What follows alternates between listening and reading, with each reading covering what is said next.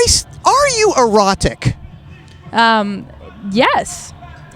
What is erotic, Feist? What is erotic? That's something that does not require a microphone or a video camera.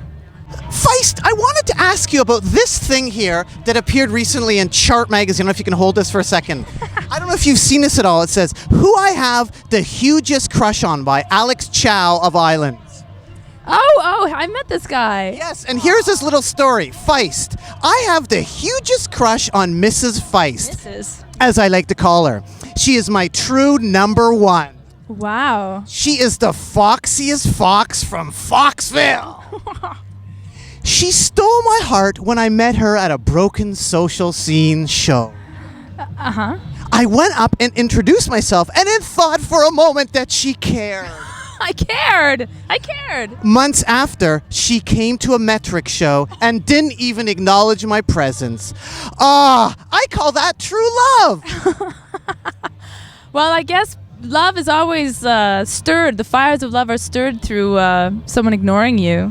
So do you remember it all? Alex Chow from the band Islands, who calls you one of his favorite crushes. And he apparently says we're going to get married and live in suburbs. I censored that part out from you. In Newfoundland. And I'm going to have 2 children with him.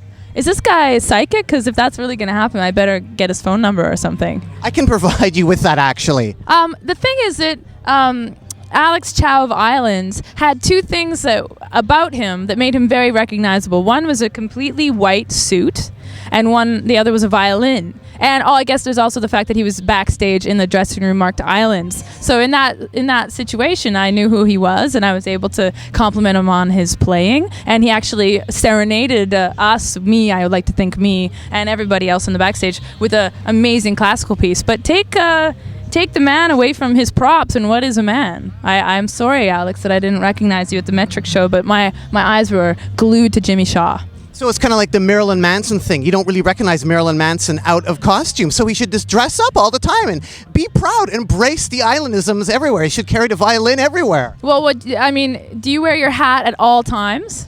I do. Do you wear it all the time? I love my hat. Well, I know, but there are moments where you don't want people to see you in your hat, therefore see you as you, and then you can just have a coffee at the corner store without getting talked to as Nardwuar. I'd love to have those problems. Bring them on!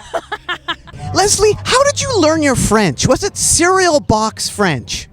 Definitely lait, milk, pain, bread. It was Calgary French. Product French. And does this come to haunt you? Like, I don't understand. You know French, but people in France don't like your French? They don't like you singing in French in France?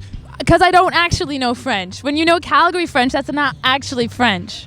They actually say to you, Feist, you speak Calgary French.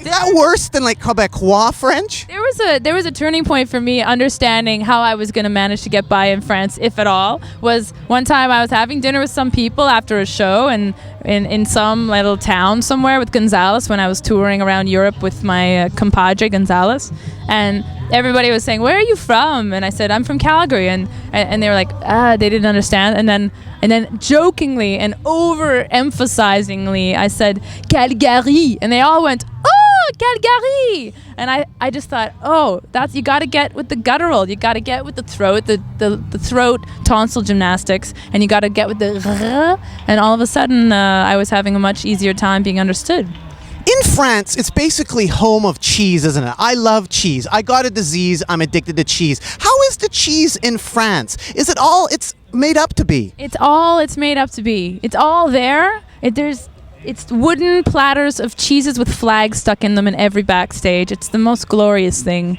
How about when you come to North America? Have you had any interesting cheese backstage doing gigs in North America? You've done many gigs in North America. How is the cheese backstage? Is there any local cheeses to check out? No, and you get so that you kind of like the exoticism of the old fort again, or the like mild cheddar. All of a sudden you're like, oh yeah, grilled cheese sandwich when I was a kid. Oh yeah, I used to melt cubes of this in my craft dinner to make it extra better, you know?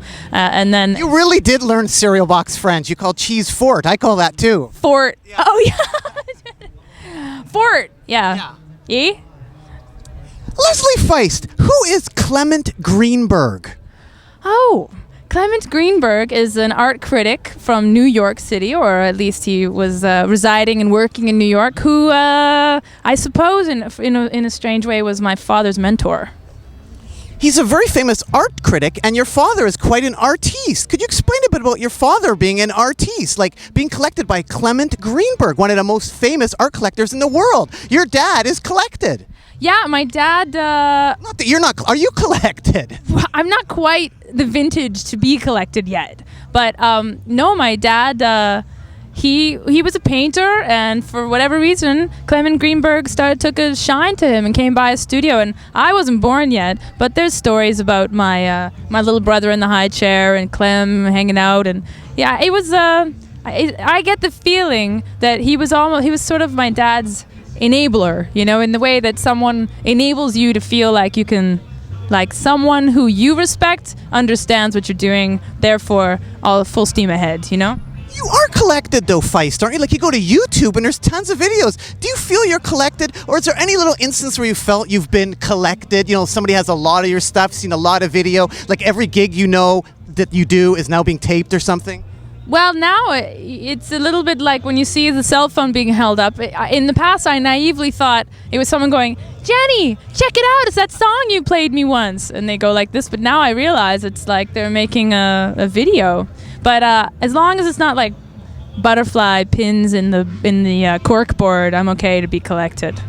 A little while ago, winding up here with Leslie Feist, I saw a video on YouTube of you in Hollywood, and it was an amazing backdrop behind you. Were you backing up some bigger artists in Hollywood and Los Angeles, or do you travel with a backdrop? Oh, that amazing light board? Let's just say it's mine. Yeah, it's mine. It cost $1 million. No, that was at the KCRW Evening Becomes Eclectic show, and it was the most stupendous light board I've ever seen in my life. That since then I've gotten wool blankets and Christmas lights and poked it through and tried to create the same effect, to little effect. That's amazing, because that show is kind of priding itself on being independent, yet they have the biggest backboard ever. I guess it was truly just for my benefit. And then there's Jumbotrons. There was Jumbotrons next to the light board. Do you feel pressure to have a banner? Is there a Feist banner that goes behind you when you play? Will you ever get a Feist banner?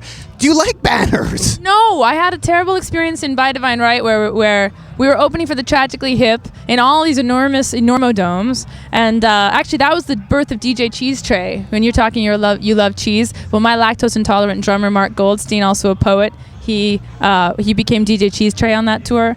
That was one of the memorable stories among many. But the other was that we decided we needed a banner so that all the people filing in with their beers and their foam hats, their like foam beer insert here, straw, let's go watch the hip, woohoo hats, that they would know who this band was playing, who they didn't care about. And someone's friend of a friend of a friend made, it was the most heinous banner on earth. It was just like bubble letters. It looked like we were like Hanson or something. And since then, you can't, no banners. Feist! Leslie Feist, can you please tell me the importance, lastly, of the Bee Gees and Little House on the Prairie? There's not much importance to me personally for the Bee Gees, except for Grease. I loved Grease when I was a kid.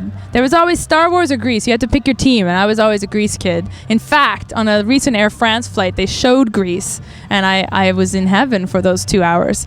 But Little House on the Prairie is a whole other story. It's like, I don't know if it's warped or positive, but my childhood was formed by the Ingalls. I mean, there I was living in Calgary with my single mom, and all of a sudden I was Laura Ingalls in my imagination. I don't know if it's good to dream so far away from your reality.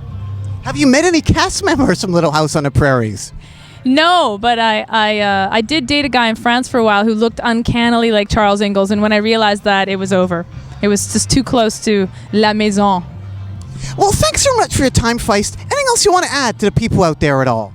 No, but huge respect to Nardwuar, the human serviette. Well, thank you very much, Feist. Really appreciate it. And keep on rocking in the free world, and doot-doot-a-loot-doo. Doot-doo. Thank you. Thank you.